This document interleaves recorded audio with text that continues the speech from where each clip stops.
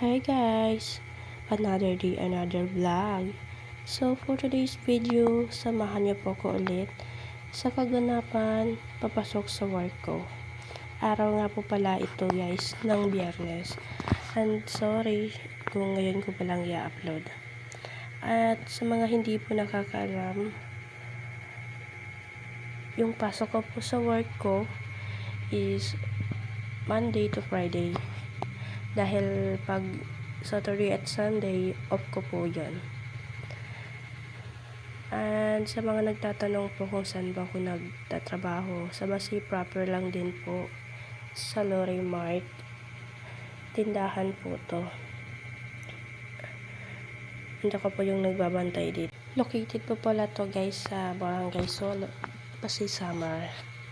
Sa mga taga Basi proper dyan, mamumili na po kayo dito. Nag-promote ng person. Kidding aside. And pabalik nga po pala tayo dito sa video ko guys. Araw-araw din po ako dito naglilinis. Ayan po yung ginagawa ko.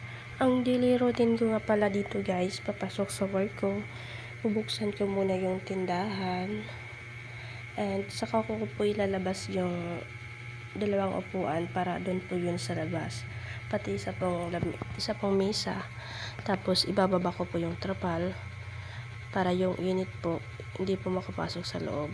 Pagkatapos ko po sa labas, sa loob naman po, tinatanggal ko po yung screen na nakaharang po sa mga paninda para po yung daga hindi po makapasok. Tapos saka ko po ilalabas yung mga i-display katulad po ng mga biscuits at saka chicherya. And pagkatapos po dyan, magwawalis-walis na po dito sa loob. Pati po sa labas, winawalisan ko rin po. And pagkatapos po dyan is magpupunas-punas po sa chiller. And minsan, kapag madumi na yung sahig, nagmamap din ako. Pero kapag hindi pa naman masyadong madumi, winawalisan ko lang muna. At pagkatapos ko po maglinis, dito na naman po ako sa record book.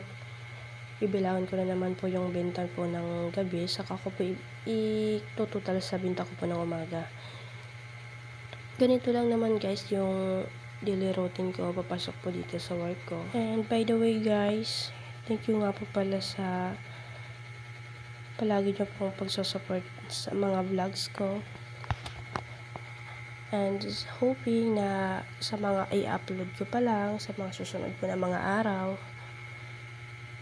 hoping na panoorin nyo pa rin po.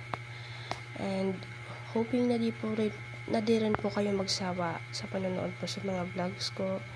Thank you so much guys. At dito ko na po tatapusin yung video ko. Thank you for watching guys. Bye!